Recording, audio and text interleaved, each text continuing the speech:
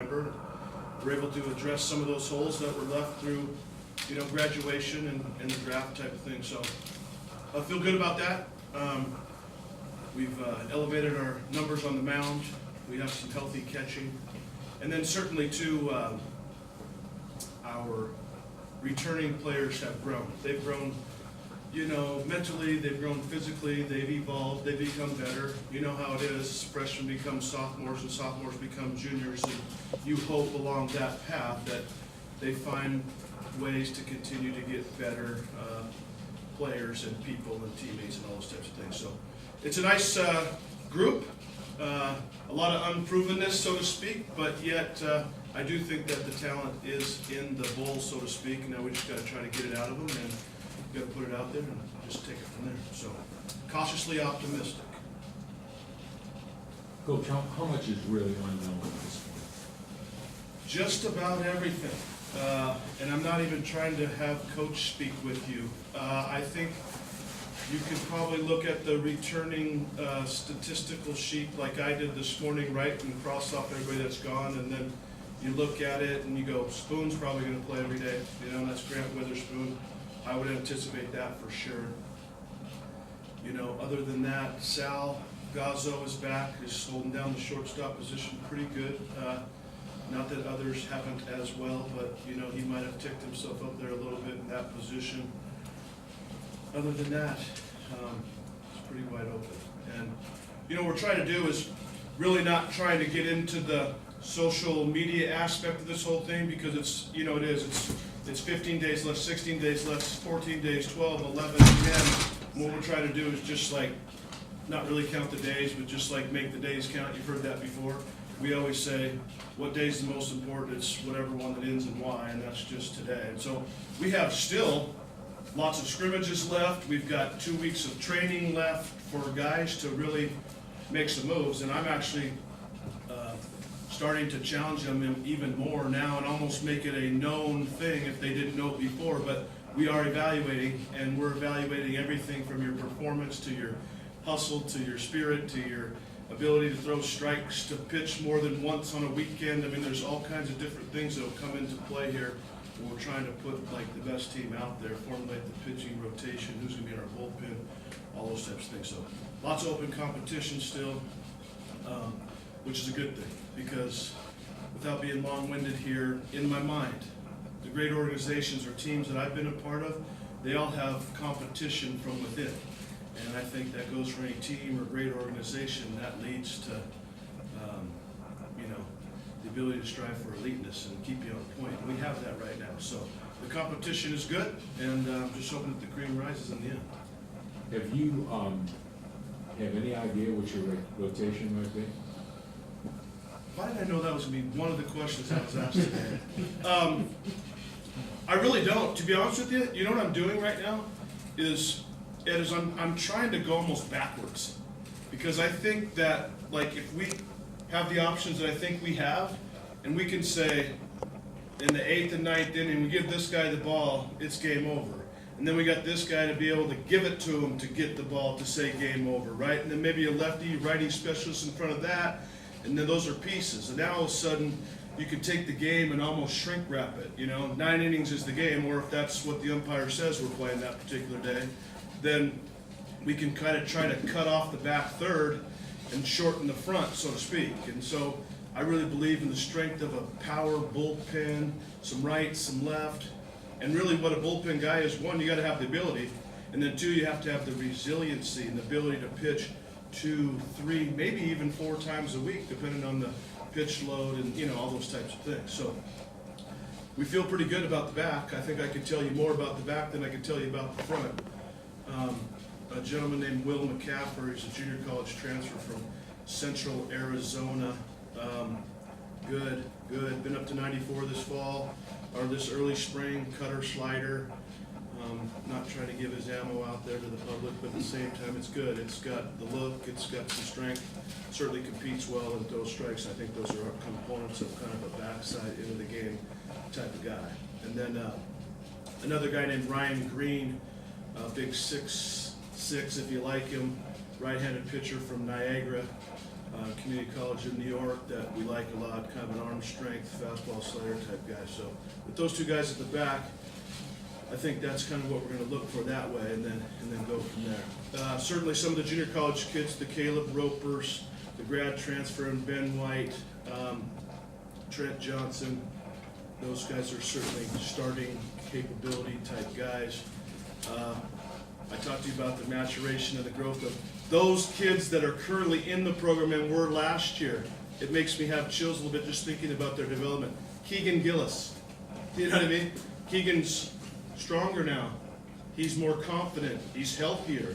He's more relaxed. You know what I mean? He's throwing the ball with more intent. He led the team in ERA this fall. It was like 1.44. He's throwing the ball downhill. He's got some velocity. Breaking ball's pretty good. Chase Selesky. You know, so we've got some guys like that too. They're going to be in the mix, and so it's not a bad thing. We're going to be playing 4 or 5 games a week because we're going to need all these guys, and we do feel good going into the game that we have some people that can get us to where we want to at the end. I know this is your second year, but do you finally think that this is more of your team? This is kind of the team that, you know, it's a little difficult situation when you take over a club that has a lot of veteran guys. Do you feel like this is more your club this year? Yes and no, because the one thing I'm going to tell you is that I take full responsibility for being the head coach last year, whether it was the tough situation or not. That's just my MO. You know, as hard as it was for me, like you talked about coming into a tough situation, I often thought about those guys too, right? I was their 4th head coach in those seniors' career. You know, you talked about Rick, and then to Jake, right? And then to David, and then to myself. So there's 4. So as you guys might understand, right? A 4th guy coming in telling you how to grip the bat, field the grounder, throw the ball, bunt this, hit that. So I had to kind of really step back and say, I get it. You know, as frustrating as maybe it is for me, it's probably doubly frustrating for them. So the whole thing was to try to come together and just say like, okay, what can we do about the current situation and make it the best for all of us? So in those terms, all these kids on this field right now, other than some of those returners we talked about, these are guys that we've been in their homes, we've recruited, and so there are a lot of our guys, so to speak. Now, so are the other guys are our guys, but yeah, I do feel like it's kind of our first recruiting class, and I'm excited about going forward with these guys. Coach, as you look at the early part of the schedule, who are some of the guys that might get the ball that you're thinking about giving the ball to first as far as your rotation goes? Good, that's a trick question. We're still trying to figure it out. You know, I would throw out some names, you know, and I'm not going to pinhole any of these guys, but Caleb Roper, you know, he's a Rummel High School guy, as it was. He went to the University of Arizona out of high school, had some arm issues and ended back at San Jack, pitched in the national championship junior college game last year. Qualified, you know what I mean? Arm strength, 3 pitches, has the look, competes well, fields his position, can hold runners, he can do some things like that. I mentioned Keegan and Chase, 2 guys that, you know, pitched significant innings for us last year. They both elevated their games. You know, I'm proud of them for that. And then just a handful of other junior college kids that we're looking at. You know, Trent Johnson, the grad transfer, and Ben White, who we really like a lot. And then, you know, a name that I want to get out here today because I'll try not to choke on my tongue or cry up, is a guy named Ross Massey. I love this kid. He's doing awesome. For anybody out there that's wondering how he's doing, great. Arms working good.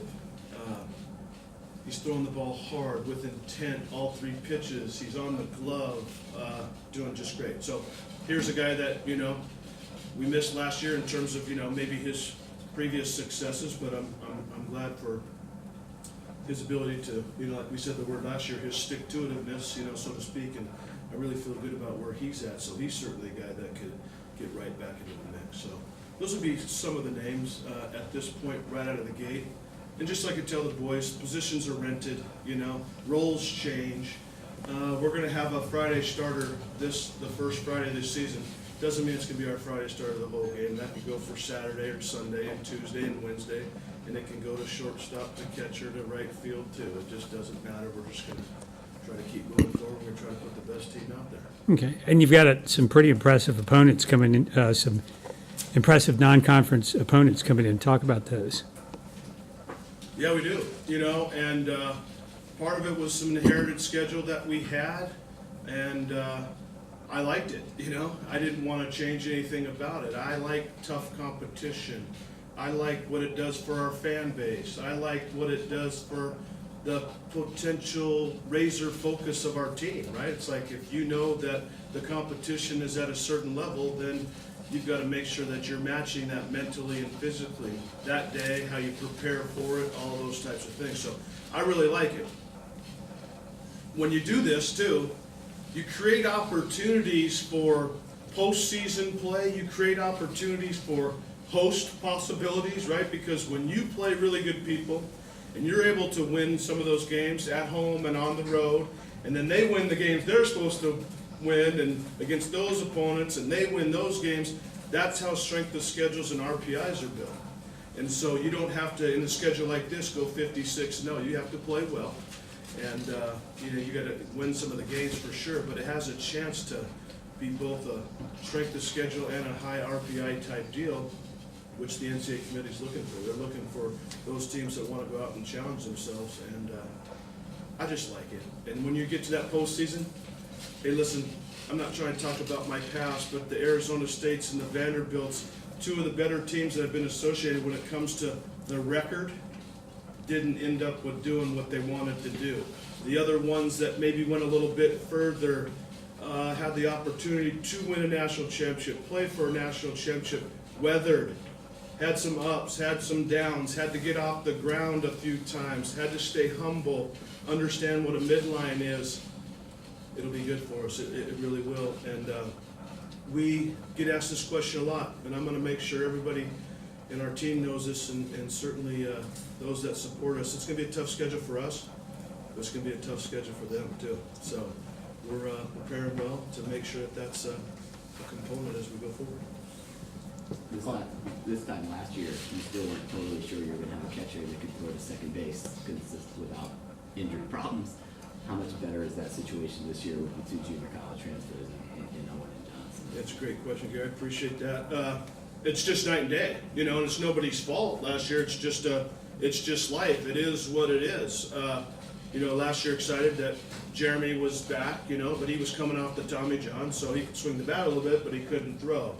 And then the two other high school catchers that were in the program at the time, neither one of them could throw. We were lobbing the ball back to the pitcher during any kind of scrimmages that we were able to establish.